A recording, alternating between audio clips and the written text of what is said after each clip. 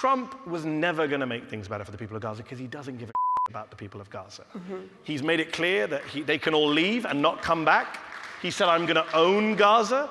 He's got this ridiculous now Gaza Humanitarian Foundation, which if you are Zeteo subscribers, you'll know we just did an exclusive story with a former American soldier who went out there and pointed out the whole thing is it's a sham, as if you didn't already know that. He is blessing the far right to take over the West Bank. And these are not my words. I've debated so many of these kind of hardcore pro-Israel Zionists. And whenever you bring up Smotrich or Ben-Gvir or any of the rest of them, they say, well, they're not in the war cabinet. They're not relevant. Like the finance minister is not relevant to the government. It's like this desperation. But they've been sanctioned. And these, if you listen to them speak, they say very clearly that we're doing this with Donald Trump's blessing. Isn't it great now?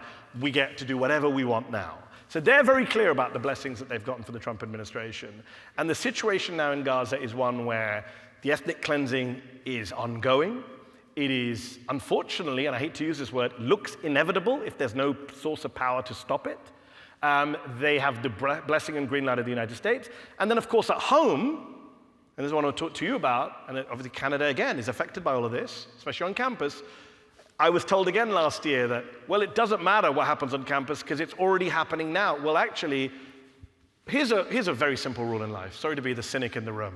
When somebody says things can't get worse, it can always get worse. And it has in the United States. I was the biggest Trump critic, I think, in the US media. Even I didn't say he's going to begin his presidency by detaining green card holders. Right? That's what he did with Mahmoud Khalil, who a judge just said should be released by tomorrow. Mahmoud Khalil did nothing, a speech. The Americans admit, the government admits, he committed no crimes. So when you're cracking down on green card holders, permanent residents, when you're lifting up foreign students like Rumea Ozturk on her way to iftar, masked men are picking you up off the streets because you wrote an op-ed in your college newspaper saying we should divest. Right? You're in a very, very scary place right now in the first 100 days, 200 days. And that is not just going to stay on campuses. We've seen that what starts on campuses doesn't stay on campuses. No, and I think that it's, like, if you listen to them and take them at their word, they want to go after their ideological enemies, right? And I think there are probably a lot of people in the US who think that it is only going to be migrants who are going to be targeted, and that is wrong. If we look at the authoritarian playbook, this is, you know, they're very clear. They're going after universities. They're using Gaza as the wedge. What they want to do is go after, you know, what they call the cultural Marxists, the left. You know, it is, and they're willing to shut these institutions down if they have to, because they understand that when people learn things, they become left-wing.